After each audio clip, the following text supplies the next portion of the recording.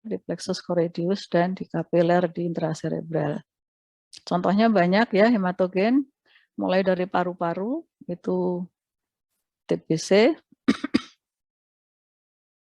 pneumonia, ya. Kemudian dari faringitis juga bisa, dari gigi, abses gingiva, dari jantung, endokarditis, dari usus ya, tifoid, dari usus juga bisa gastroenteritis, ini pada diare ya klinisnya.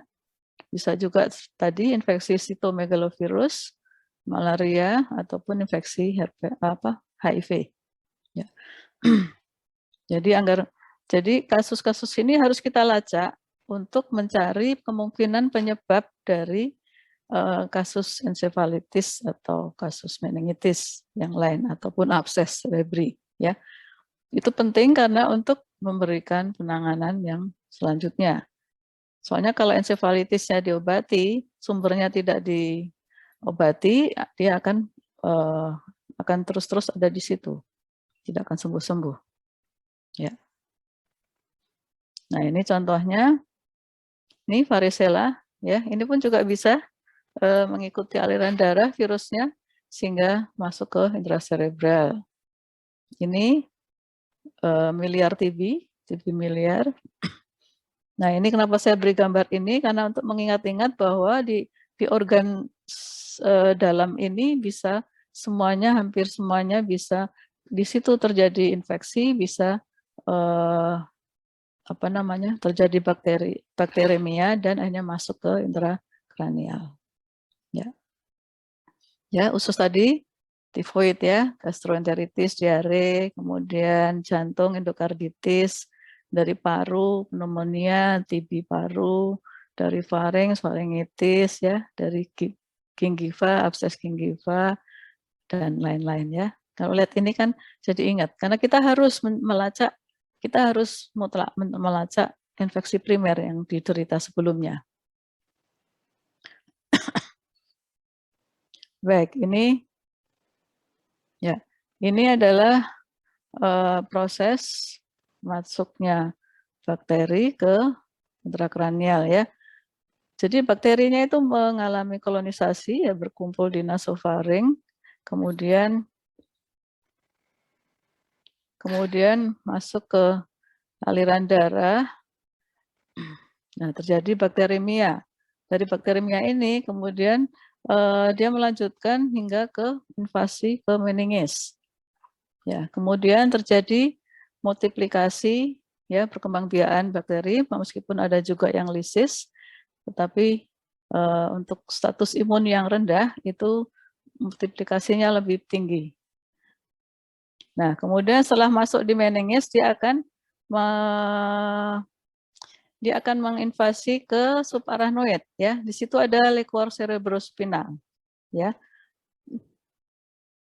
Nah, dari situ kemudian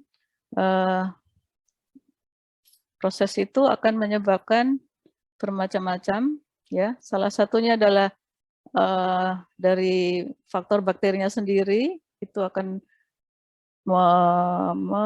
membuat lingkungan yang toksik dari toksinnya. Kemudian bisa juga di arachnoid kemudian menyebabkan obstruksi cairan cerebrospinal, jadi menyumbat di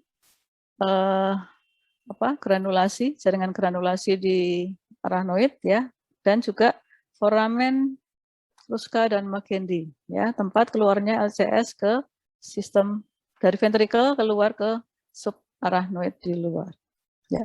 Kemudian blood brain barrier juga terjadi inflamasi sehingga melebar ya, sehingga bocor, akhirnya menyebabkan udem otak, termasuk ini juga terjadi obstruksi ya.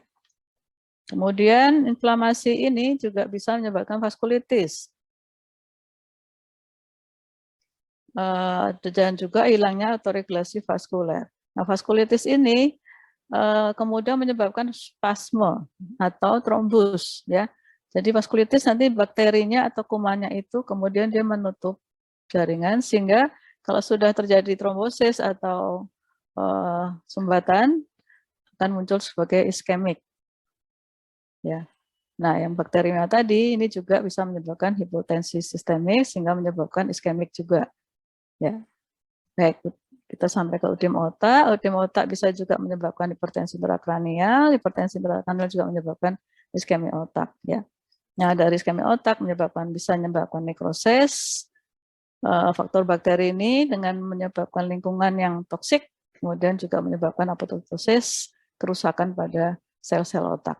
Ya, ini hanya contoh yang di bawah ini sebenarnya bisa menyebabkan semua kerusakan pada semua intracerebral. Ya. Nah, kasus yang terbanyak yang datang ke rumah sakit biasanya sudah terjadi udim otak.